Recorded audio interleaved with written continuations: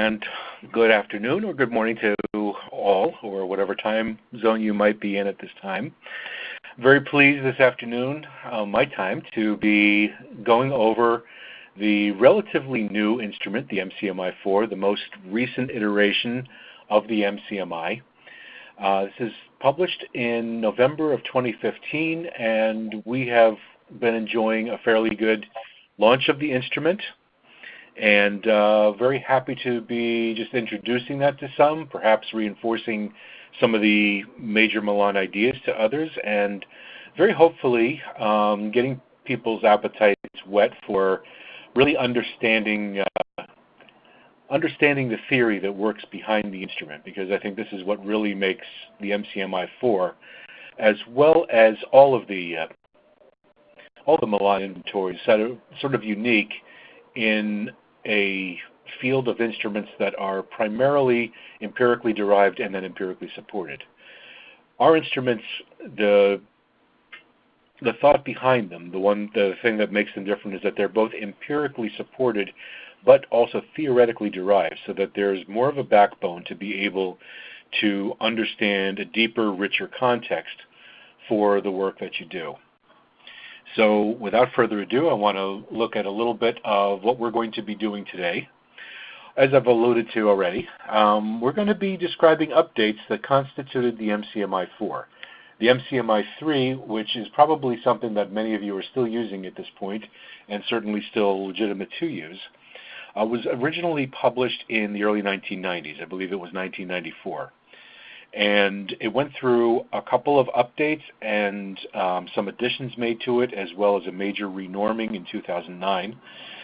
But the instrument itself was really designed for the zeitgeist of those late 80s, early 90s, and for however long that an instrument such as this remains really richly relevant.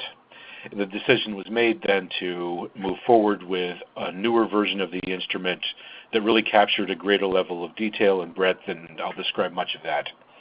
I'll be going through most of the major scales of the MCMI-IV, spending a little bit more time on some than on others, particularly those that have been reformulated in some way, and those that are new to this instrument in general.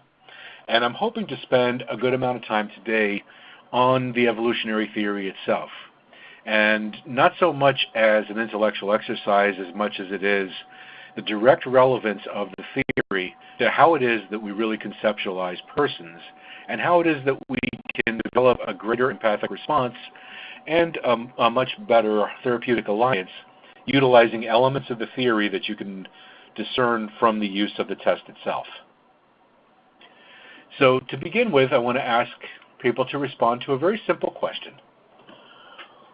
And that is, have you used the MCMI? And if you look at the answers that we have available to you, you can say that you've used the 4 at this point, that you've had some experience with the new instrument, that you are experienced with the MCMI-III, and I would say select that if you really haven't had much exposure to the MCMI-IV at all, or if you're brand new to this and you really don't have experience with either of them, choose I have not used either. And I'm going to be looking through just a little bit here and give you a little bit of an idea of the results as we go along.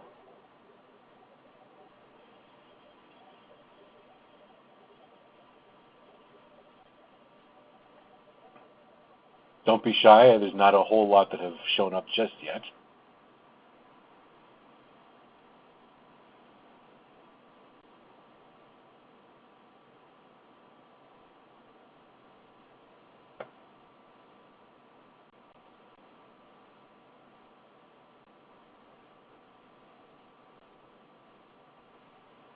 I think we're having some technical difficulties with this poll. Sherry, if you could jump on for just a moment and see if there's a difficulty with this and what we might be able to do with it. We can bypass this, certainly. I am getting some responses, but I want to see if there's anything to clarify that. There is something wrong with the poll, and people are submitting in the chat box. Okay. So we might just bypass this and then look at that. what they're saying in the chat box. Okay. I mean, I can see a little bit about the poll, and I'm seeing a general trend that most people who've been able to get through have responded with, I've used the MCMI-III, which is more or less what we'd expect. A few less than that have used the 4, and a few less than that have not used either. So we have people who are relatively familiar with at least the evolutionary theory and the use of the MCMI-III that's been out for a very long time. And generally speaking, I think that's kind of holding true to this trend right now. So I would say that majority of folks that are joining us today are at least MCMI-III users. A fair number have some experience with the MCMI-IV, and I'm glad that you're joining us today because we're going to go into a little more detail. And a smaller number are not familiar with either instrument. So what I like to do with this is I try to kind of tailor my remarks to emphasize one versus the other sort of perspective, but I'm going to try to cover all the points for all 3 of the potential responses. Okay, thank you all for responding. We do have an idea now of where we're at here, and I will proceed accordingly.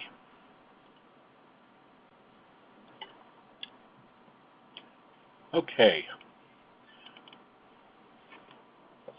To kind of flavor this part of this presentation, something that I want to share with you today is this quote from Dr. Millon that he spoke while the MCMI-IV was in its earlier phases of development. At this point, the instrument was fairly well designed, and at that point we were working on empirically validating it. And that quote is as follows: "The MCMI-IV was specifically designed, as are all of the Millon inventories, to facilitate the therapeutic plans of the clinician." Now, there are a few things about this quote. One of them is that he's mentioning all of the Millon inventories, and this has really been part of the focus, really part of the overall design of all of the instruments dating back to the original MCMI. Now, that does run counter to some degree to the reputation of the MCMI, where I think a lot of clinicians have the notion, correct in part, but for the most part somewhat misguided, that you need to have a personality disorder in order to get any kind of fruitful information from the instrument. That really is not so. And one of the big questions that we all asked ourselves as we were beginning to develop the MCMI-IV was, how do we address that issue?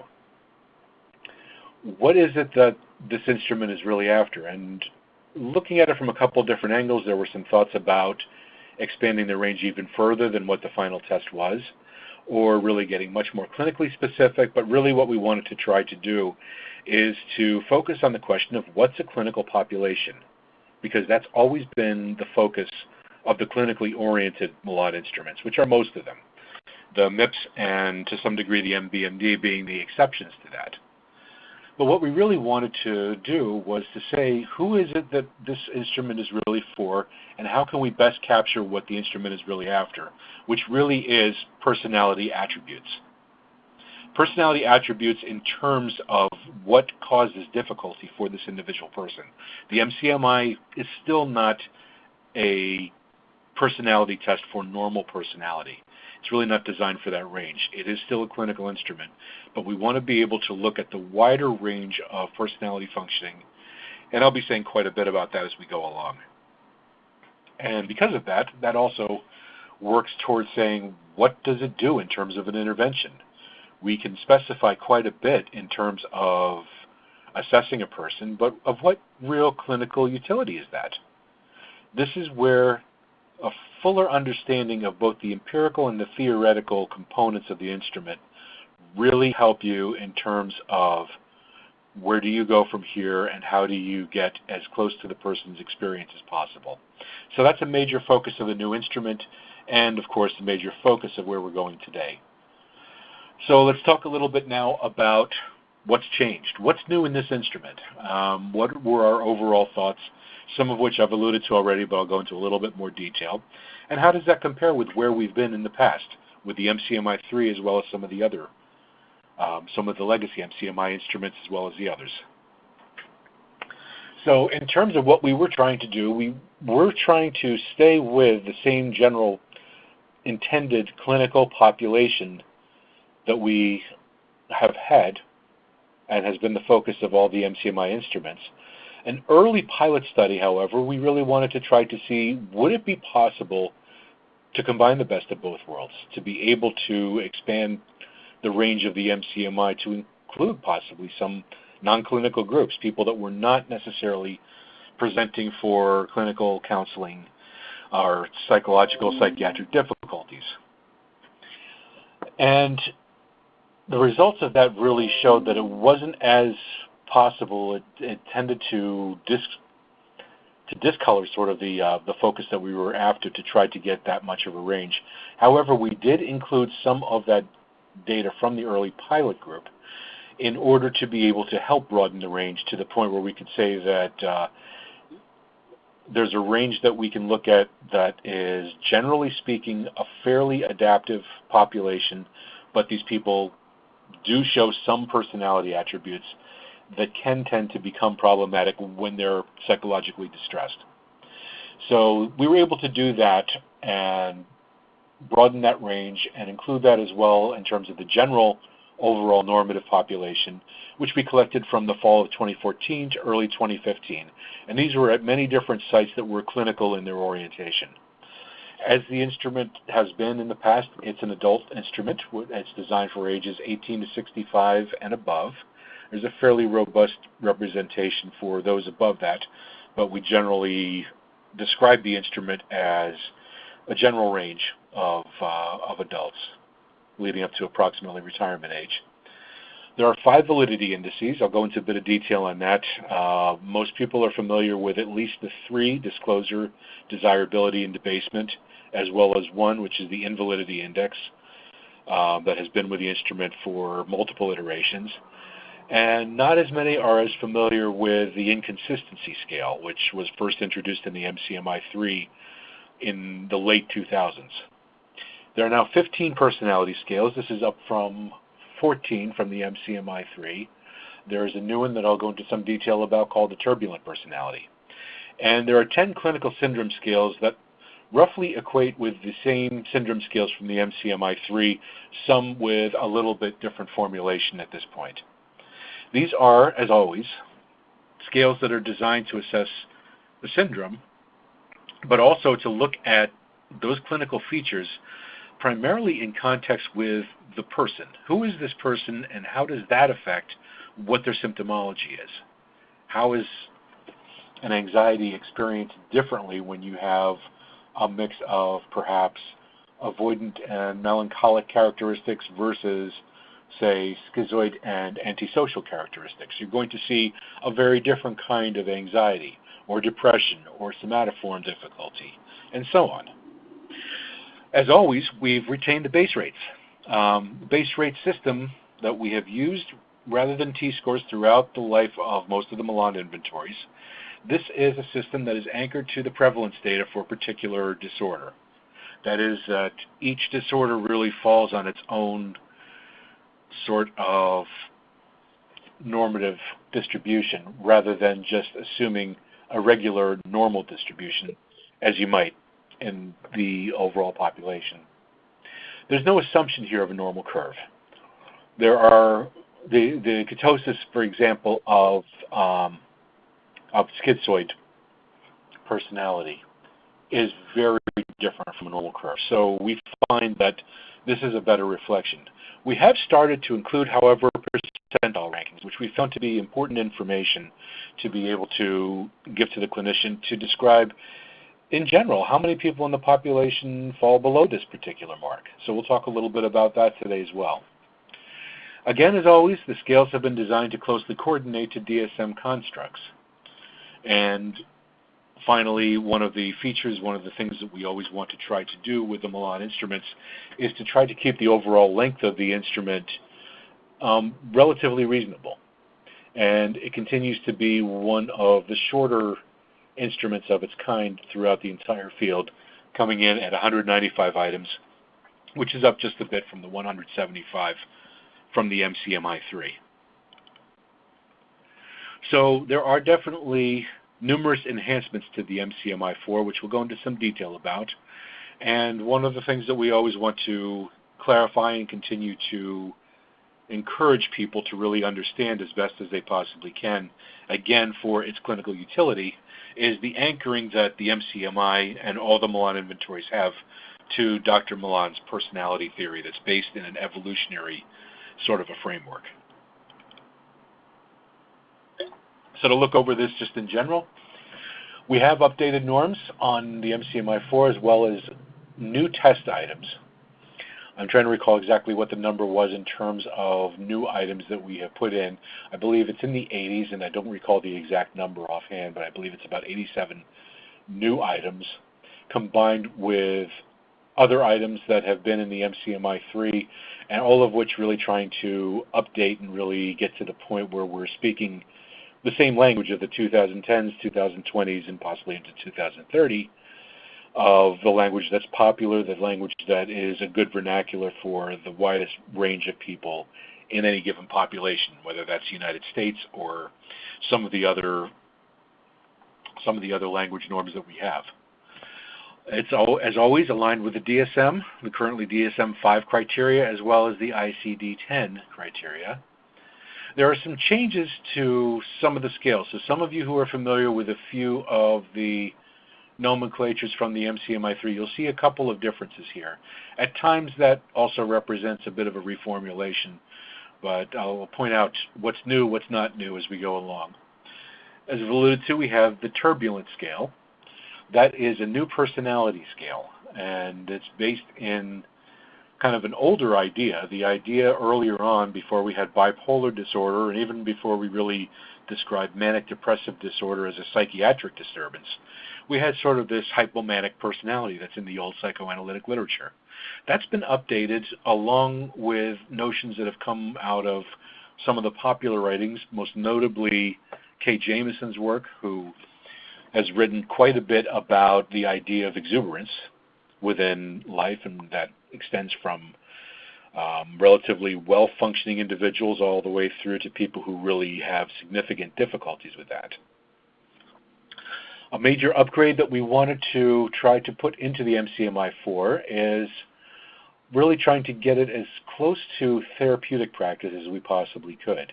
Really emphasizing this. This has always been a part of the understanding of the MCMIs as they've gone through the different iterations, but we really wanted to put this really up front, that what we're trying to do is to give clinical information that's going to help the therapeutic enterprise. And the final point that we put into the new instrument, and one that I'm not sure people are as familiar with as they might be, but if you're like me and you've had some experience with using the MCMI profile page with a client and you see all of these psychiatric diagnostic labels, they can be pretty intimidating. They can also possibly lead to false positives.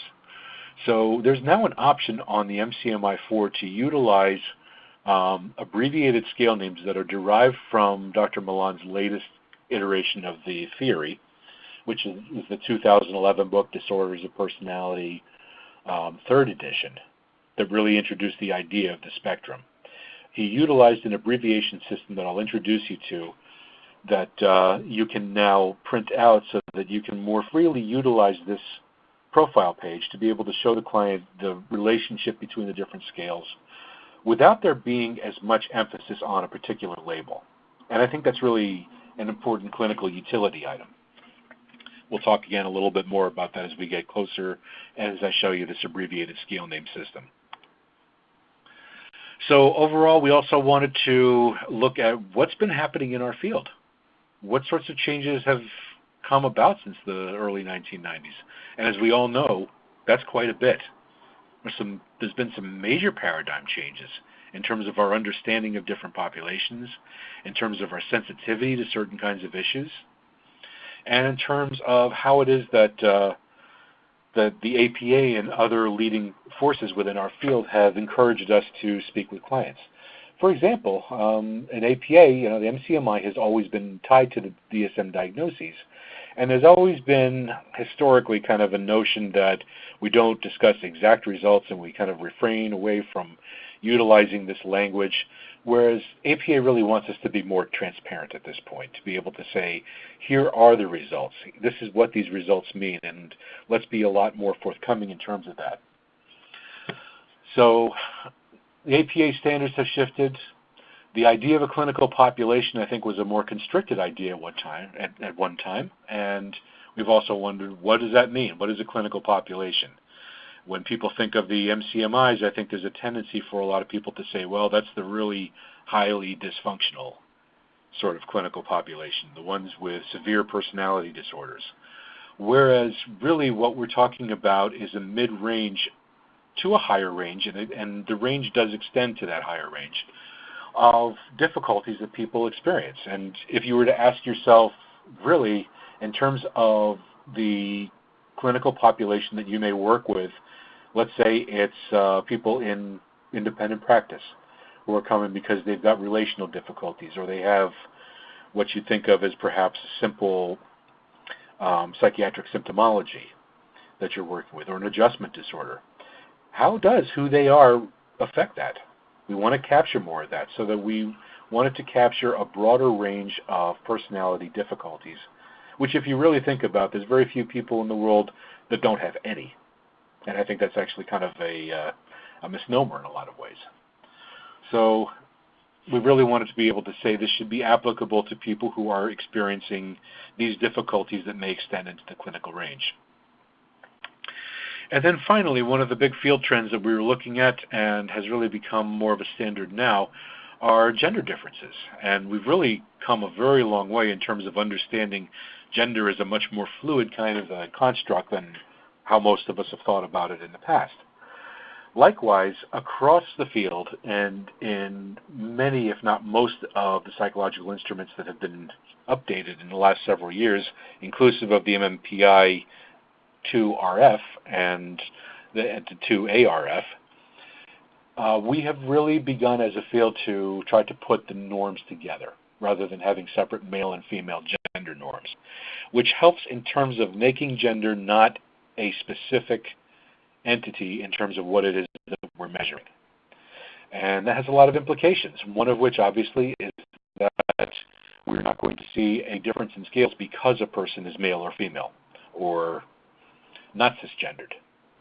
The other is that we're isolating that as a different part of our overall enterprise. And the MCMI-IV, as well as what's being worked on now, the MACI-II, are really trying to address that much more clearly as well. So overall, we wanted to really kind of bring the MCMI-IV up to current standards. Some constructs have been redefined, particularly along the lines of how diagnostic changes have occurred for DSM. And we also wanted to address something that I think had been a bit of a shadow over some of the earlier Millon instruments in terms of some of the questions about empirical robustness. There's always been a challenge in using a base rate system as well as a challenge in leading off with a theoretical kind of a construct that people have questioned. You know, there are some of the scales from the earlier instruments where we don't see as robust of an empirical backbone. And we've really wanted to address that to a much greater degree. And the instrument has gone through more steps in terms of really being able to back itself statistically, using some of the newer statistical measures to really figure out, are these constructs really what we're saying that they are? And are they robust? Are they giving us the right kind of information? All of this has gone into the overall understanding and the overall design of the new instrument. This point, I think, is really one of the most important enhancements that we have here in terms of the MCMI.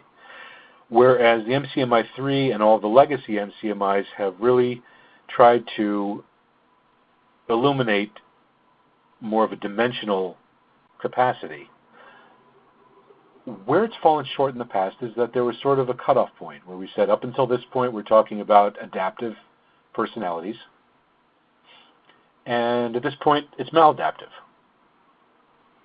That's kind of an arbitrary point in a lot of ways. And what we've found and how Dr. Millon has described it in the latest version of the theory, and what we wanted to put into the instrument was really about trying to get a full picture of who the person is.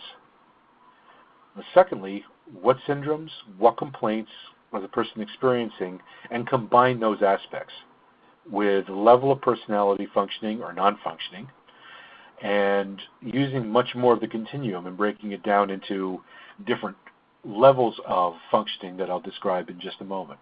All trying to get at this larger bandwidth than what has been the reputation, which is a much more compromised personality dysfunction.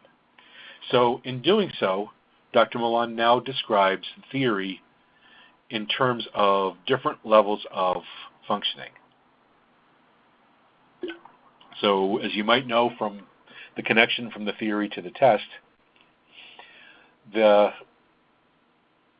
each one of the scales really represents a prototype or a textbook model in a lot of ways in terms of what's described for this particular personality prototype, which most of them have a fairly clear connection to DSM criteria.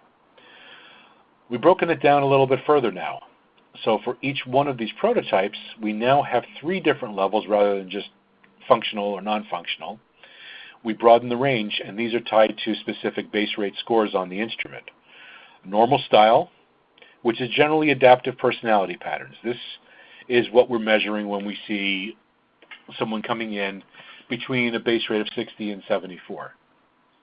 There's then an abnormal trait or type where we start to see moderately maladaptive attributes. That is that this person evidences personality difficulties more readily, not really at the point of a disorder at this point, but with some predictability we can say that these personality attributes are more directly connected to the level of distress that might be going on for them or perhaps for somebody within their social circle.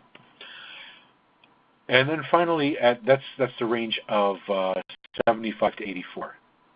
And then at a range of 85 and above, we have the clinical disorder range. That is, there's a greater likelihood of personality dysfunction. It would probably in and of itself be something that is distress-oriented either to that person individually, or it's more along the lines of ego-syntonic, but difficult for the people around them, creating more of a social familial difficulty. To describe these 3 different levels, Dr. Millon put out 3 different descriptors for each. In most cases, the final one being the clinical terminology that we're used to. There's now, for example, and this is the abbreviation system that I was talking about, a CE-NARC spectrum. The C would stand for confident, E for egotistical, and N for narcissistic. It can be abbreviated to CEN as well, but oftentimes utilizing the extra letters gives you some orientation to which prototype we're really talking about. And again, this major goal was to more adequately capture this broader range. This is more for your reference than anything else, so hopefully you have downloaded the slide material that was provided in the email. I won't go into a lot of detail about this, but this is the overall table of all the different 15 personality spectra, as well as their descriptions across those 3 different levels of functioning. I do want to draw your attention, though, however, to the last 3. These are, as has been typically has been used in the nomenclature and in the theory, as 3 of the 15 that are considered to be more structurally compromised. Those are schizotypal, borderline, and paranoid, where if you look at the theory, what we're really talking about here are more dysfunctional variants of the other 12 personality functions. So what we have there is the idea that there really isn't a more adaptive variant of these 3. In that normal style range, you would see nomenclature that's more representative of the abnormal type, the eccentric, unstable, and mistrustful. The middle range really being what we're familiar with in terms of the functioning level of these particular 3. And Dr. Millon has reintroduced some of the older terminology to describe the clinical disorder range, meaning at a much higher level of dysfunction: schizophrenic personality, cyclophrenic personality, and paraphrenic personality. Meaning that the entire range in these three tends to shift to some degree. Now, if you take one of the other webinars that we offer, actually two of them I'll go into more detail about. That is the Therapeutic Applications webinar as well as the Case Study webinar. I go into a bit more detail in terms of the overall system for integrating any kind of an elevation on these three scales in terms of how it is that you read those together with other elevations from the other 12. That is, they colorize the other 12. It's a level of personality functioning, so you can get an idea whether a person's overall personality compromise may have, for example, with the schizotypal range, more of a wavering orientation within the evolutionary polarities, with the borderline more conflicts, and with the paranoid more of a lockdown, more of a constrictedness overall. We'll hit that a little bit in the later part of today, but just to give you that idea, those three are a little bit different. We have a couple of scale level changes. We have that new personality scale I've talked about, the Turbulent. Again, coming out of the idea of the hypomanic personality and being the first. If you're familiar with the theory, I'll just describe it briefly here, but I'll go into more detail later. The first of all of the personality prototypes where a major motivational orientation is towards seeking pleasure or seeking life enhancement, possibly to a degree that really is much more dysfunctional at the higher range. A couple new distinctions on scale names. Depressive, because we've expanded some of the nomenclature, we've wanted to now have the scale 2B represented by a more unique and not as confused with other measures on this instrument, new term, actually an older term. It's now called the melancholic personality. And in the syndromal scales, what was called the thought disorder scale on the MCMI-III, we've now made the schizophrenic spectrum. In this way, what we've tried to do, I think the old scale had some elements of soft neurological difficulties, such as memory lapses and such as attentional problems, that did not create quite as clear of a picture, and it wasn't adequately capturing those areas, which are really outside of the purview of the MCMI, if you're thinking about really what you're trying to measure. So this is more of a distilled, specific schizophrenic spectrum kind of a scale at this point. It's only moderately really recalibrated, but it's a clearer picture on one. And the bottom grouping here are 7 of the new noteworthy response categories. They are added to the existing 6 that have always been part of the instrument, that are moderately changed in some cases in terms of their terminology, but we wanted to capture a number of other areas that are somewhat related. These kind of fall into 2 informal groups. The ones such as adult ADHD and autism spectrum, as well as prescription drug abuse.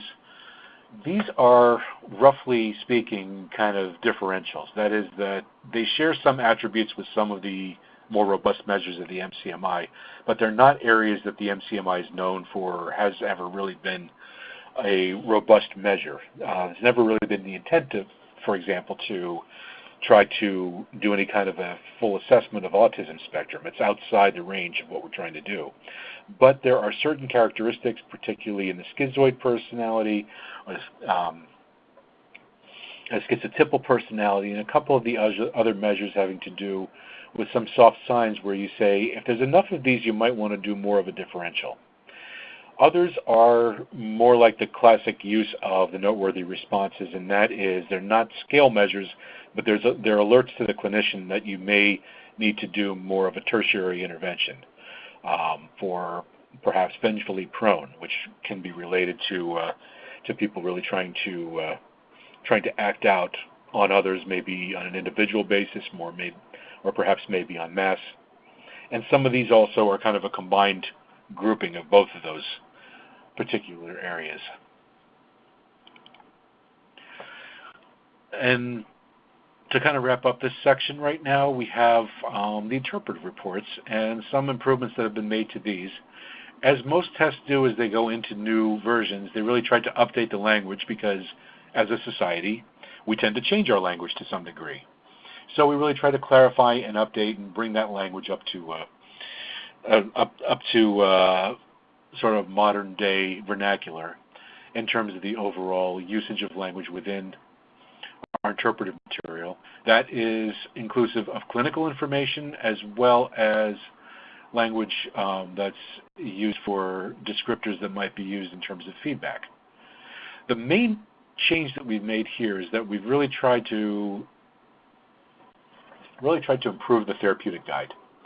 So the same descriptions that are there that are really Dr. Millon's language from his early conceptions on through his later thoughts about how do you describe different kind of personality attributes and admixtures, that's all there. The therapeutic guide has always been something of a case conceptualization sort of a framework. And one of my major difficulties with that was that it wasn't really including much in terms of the therapeutic directive leading up to the MCMI-IV. And it was really kind of my charge to really try to take that language and add something to it. And the results of that are expanding on the process orientation, really trying to get to the idea of not only here's the conceptualization, but here's what you might be expecting, and this might be some possible inroad to be able to relate to the person on a deeper level. I've also tried to integrate that with much of the theory, using some of the theoretical language and translating that to the language that a client might understand. So that if you have somebody who really was very active in their orientation, who was always trying to keep their guard up and always trying to make themselves protected, that translates to an active pain orientation in the theory. And what I really tried to do is introduce language that was related to the client's experience and put that into the therapeutic guide. It still involves the personality domains, all of the different areas of the theory that it always has, but I've reordered it to a good degree to try to follow the treatment process a little bit more chronologically, so we can understand a little bit more about how it is that a person might initially react to some of the information that they get, and what some of their early defenses might be in terms of addressing the difficulties that they bring to the table. And then, as best as possible, because everybody's going to have something of a different treatment trajectory, to some degree see how those might loosen up at times, what you might be able to do if you're seeing certain kinds of fallback, of different kinds of resistances that show up later on, and try to match that as best as possible to the experience of therapy that we might be able to project moving forward. Okay, we're going to switch gears a little bit, and I want to speak more specifically in the time that we have left to the theory and how that relates into the instrument itself. So a little bit about where the theory is placed here. What most people think of as the reasons for why somebody is walking in the door. Syndromal kinds of complaints, anywhere from an adjustment disorder to a major depressive disorder, or those kinds of psychiatric complaints that are not directly derived from the theory themselves. They are introduced in the MCMI-IV. They are measured in good detail there. But there's a refinement that takes place with that level of information that is really goes in terms of what the theory is after, and that is, who is this person? And how does that affect how they experience a depression or an anxiety? And how does anxiety or depression affect them as a human being? That component of it is the major emphasis of the MCMI and all the Millon inventories. That is, that these are enduring personality characteristics. So that's really up front. And each one of the scales in that section of the test is directly derived from the theory. It is an operational measure of a personality prototype. That is, within the theory, there's something that's called a dependent personality, for example. That dependent personality has a theoretical structure. And that theoretical structure is really a textbook example of what would be with this particular constellation. When you get to each one of the scales, then you look between the different scales and say, how does one affect the other? And I like to use the example of a color wheel. Let's say somebody is highly elevated on the dependent scale and also on the avoidance scale. That person would not necessarily be described as a dependent personality or an avoidant personality in the same way that orange is not a primary color. That's the admixture of red and yellow. And they're really separate entities, and what we're trying to do is get as close to the person as possible. And there's a method for doing that, and there's a basic motivational pattern that's part of the overall Millon theory that develops each one of these individual scales and then gives you a framework to be able to combine things. And this is probably the most important component of the theory in general. You can do a lot more reading on this. There's a lot more information available. But really what everything boils down to is a comparison with the rest of the living world around us and what we as human beings in terms of our personality, and I would really call this more motivation than anything else, and these are in fact called motivating aims, how those motivations are similar to motivations that are out in the natural world. Every entity, every living organism, first at the top of this page, has to exist. Very simple sort of the orientation, that is, a person exists or doesn't exist. An entity, an organism exists or doesn't exist. They live or they die. And at this very basic motivational level, what we have are two different orientations. Simpler organisms may fall directly at one point or another.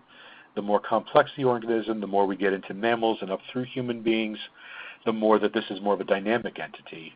And that is that we have our preferences for, but a range of behaviors for either trying to enhance our lives, that is, trying to get as much out of life as possible, not with a direct concern for making sure that we are existing, versus pain, or really pain avoidance.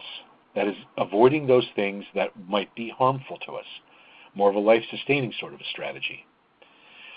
A more adaptive, functional human being will probably have a favored place along this line, but will show a range of possible motivations based on what's out there in the world. What are the demands? A less functional person or less functional personality will probably show some kind of unique characteristic along here, whether that means that they are much more adhered to one side versus the other, or whether it is that they feel some conflict between these two. The more disordered, the more difficult that may be, and that's the case for all of them moving forward. At the second level, once we exist, we somehow have to interact with our environment, as do all organisms. And generally speaking, we have either a passive or accommodating kind of a motivation, which is finding the environment that works well enough for the individual, and if anything, changing the individual to fit the environment, versus the other side, and that is modifying, that is making sure that the environment really fits the needs of the individual and changing or acting on, modifying the environment to fit the needs of the individual. The same admonition applies here. Better flexibility is generally going to be better adaptivity as long as it's fairly well defined in some ways. And then finally, the idea that we are not organisms that are going to live forever. We need to continue to propagate who it is that we are. We have the self, or more independently oriented person, versus the other, or dependent oriented person. How it is that we nurture our offspring based on evolutionary biology sorts of characteristics, such as R strategy versus K strategy. Translated to personality really comes to something that's relatively self-explanatory. Do we try to get the most for ourselves? Do we nurture the self? Or do we put most of our emphasis on other people, letting other people define us, or working for others, or working for something that is out there in the environment? And this basic strategy really shows how it's possible to combine different elements to be able to show how it is that a particular scale is developed. So then those polarities combine to then become the personality disorder scales, many of which correspond to the DSM. And again, for your reference, I won't go into detail in the interest of time on this, but this is the overall schematic of the evolutionary model, and where each of the different personalities or personality disorders you see in the lower part of this figure, where it is that they tend to coalesce, what different elements go into each, and I'll give you a couple examples of these as we go along. So now we're going to go through the scales of the instrument and tying in the theory as we go along to kind of give you the idea of what's here. Those of you who are familiar with the legacy instruments, you know the disclosure, desirability, and debasement, structured in different ways, whether that be a combination of scores that go into the disclosure scale to show how much information a person may be giving us on a test.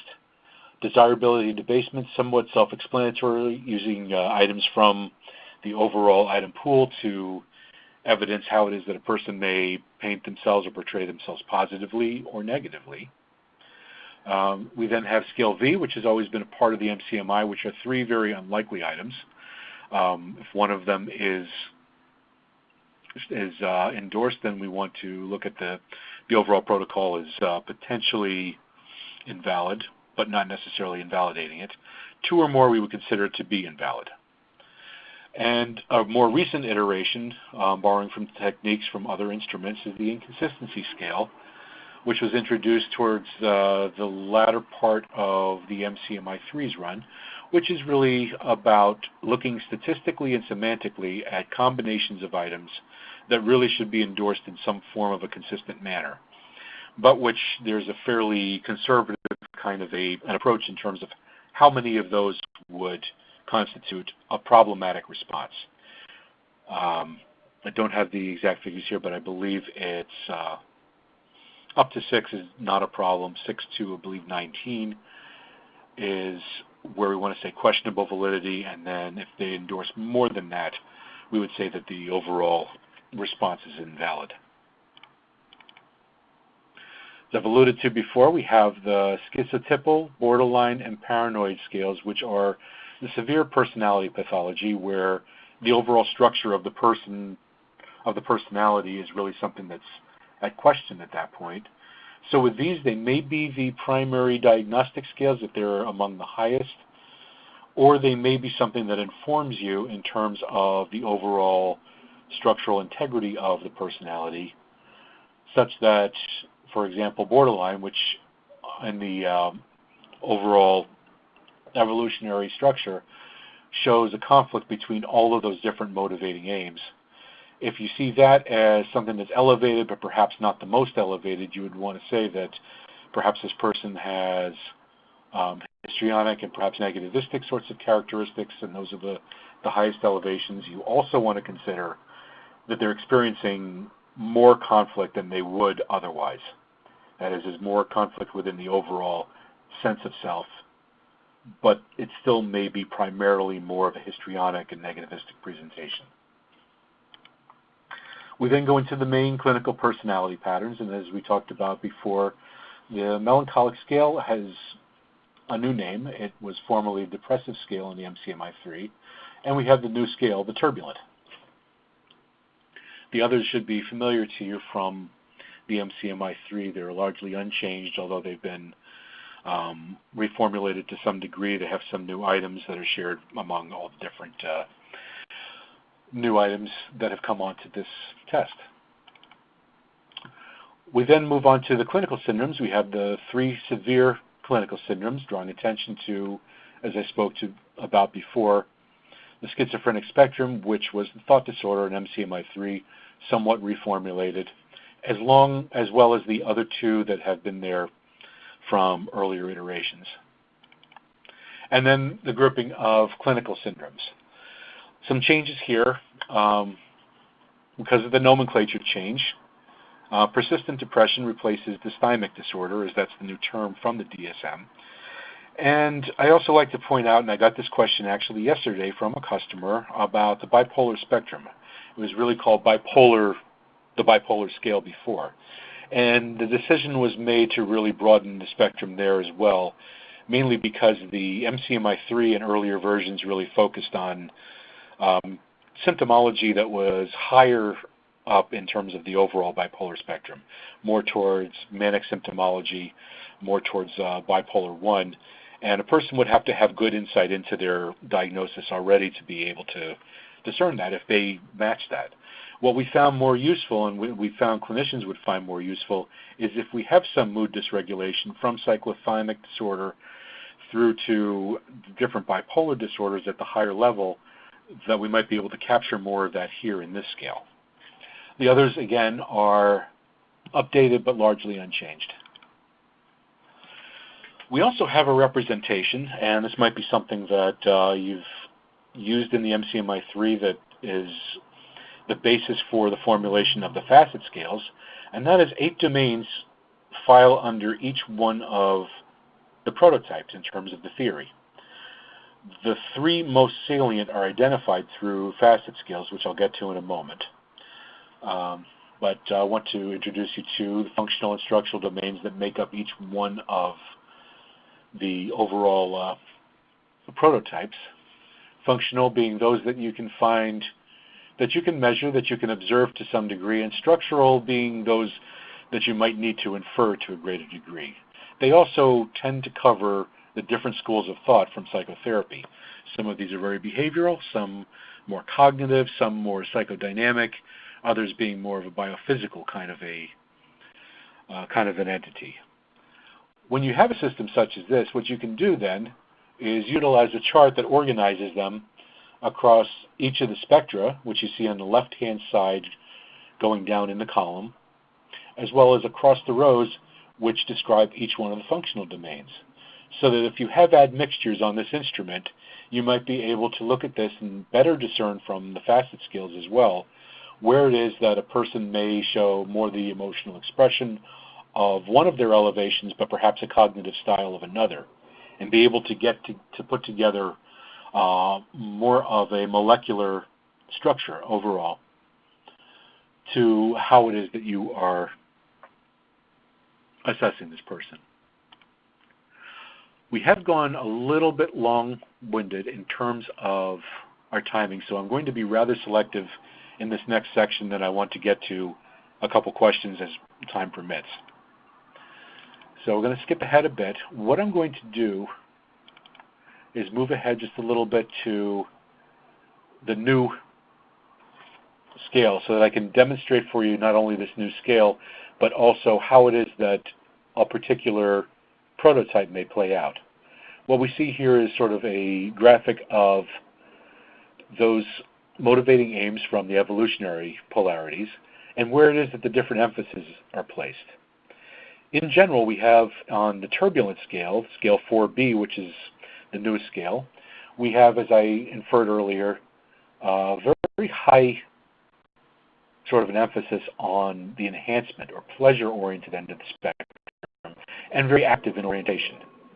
So when you combine these two and you're looking at that as the primary way of defining a turbulent prototype, we have a person who's very strongly oriented towards getting as much out of life as possible, without much concern for what the cost might be. So there's very little emphasis in pain, without much ability to kind of have the shutoff valve, and not very passive, but always looking for opportunities. When you break that down to the dimensions, the larger the dimension, the more it tends to be kind of central to the construct, with the 3 that are in shades, the ones that were most evident in the MCMI themselves. So if you look across these, you have different kind of characteristics for the different domains we have there. So we have a mercurial mood, a scattered cognitive style, and then some of the others that are important here are an exalted self-image, feeling like there's nothing a person can't do, high-spirited interpersonal conduct, meaning lots of energy in terms of how they socialize, and an impetuousness in terms of their overall behavior, with the others creating more of the overall structure and filling in some of the details of that particular personality. We're going to have to skip this component right now in terms of interpretation, but be happy to answer questions as they may come in. If we don't get to them today, we will make every effort to try to answer questions that come up in terms of scoring and interpretation, but I am going to move forward through these and move on to one of the resources that I want to point out that's now available, that has been published recently, and that is the Essentials of MCMI-IV Assessment, where we really go into much more detail, the writings of myself and a colleague of mine, Dr. Mendelais, where you might be able to get much more information on how it is that you transform this information from theory into therapeutic utility. And what I really want to emphasize again is that more so than just trying to be diagnostically specific, we want to be as person-specific as possible. And this was the major emphasis in terms of putting this book together as a rapid reference for the MCMI in general. I also want to mention briefly that the MCMI-IV is but one of a family of different instruments that utilize the same kind of methodology, and much of what you understand from the MCMI can be applied to the various other instruments that are aimed at different populations, as you see here. And with very little time left, I want to see if we can get to a question or two. I'm going to turn it over to Vandita, and thank you very much for your time in this. Thank you, Dr. Grossman, for the really helpful presentation. We had a couple of questions come in. Can you talk a little bit more about the applications of the MCMI-IV in forensic evaluations, please? For forensic evaluations, there's kind of two questions that come up. One is the most recent, most robust kind of information that we can use that's mostly relevant, and the other being the relevance of the normative group itself. There has not yet been a specific study that looks at different areas of forensic populations. We're hoping to do that. For corrections, the MCMI-III still has the corrections report, which is specific to that population. For other areas, and I'm thinking particularly those where you want to make sure that you're using the appropriate instrument, I'm thinking particularly like an example of family law. An issue that pops up there quite a bit is we have to make an assumption of some sort that a person is appropriate for use and an assessment with the MCMI-IV. We want to know independently that there is a clinical question involved, not necessarily personality disorder, but I would want to be able to defend the notion that, based on the evaluation thus far, you believe that there's a clinical question to be differentiated here. And I think that's one of the things that in general would be sort of a precaution to begin use of the MCMI-IV in most forensic settings. Sounds good. Thank you everybody for joining. We've run out of time. We don't have time for other questions. We will respond to any unanswered questions via email over the next couple of days. We also have useful information about the MCMI-IV mentioned on the PearsonClinical.com webpage, and we also have a free trial that we're offering right now for the MCMI-IV if you haven't used it before. So thank you again, Dr. Grossman, for the really helpful presentation, and thank you everybody for attending this webinar. We hope to see you again in one of our future webinars. Thank you.